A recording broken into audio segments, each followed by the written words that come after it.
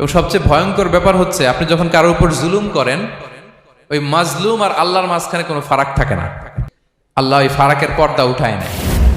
খবরদার, মজলুমের কান্না কখনো বৃথা যায় না। জীবনের কোনো না কোনো সময়ে এর প্রায়শ্চিত্ত আপনাকে করতে হবে। জীবনের কোনো না কোনো সময়ে এর প্রায়শ্চিত্ত করে আপনাকে মরতে হবে।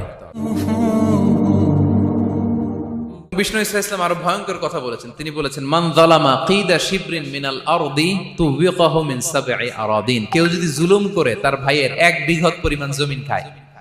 1 বিঘত চিনেন তো? এই যে আমার এই আঙ্গুল থেকে এই আঙ্গুলটা, এটা টান টান করলে যতটুকু জায়গা, এটার বলে 1 বিঘত। শিবের আরবিতে বলে শিবের। হ্যাঁ, মান যালামা কিদা শিবর। বিষ্ণু বলেন এই 1 শিবর, 1 বিঘত জমি যদি কেউ অন্যায়ভাবে জুলুম করে তার ভাইয়ের কাছ থেকে খায়, কিয়ামতের দিন তুবিকা আলাইহি সাবউ আরাদিন, এই 7 জমিনকে আল্লাহ তাআলা তার ঘাড়ে চাপাবে। খা এবার।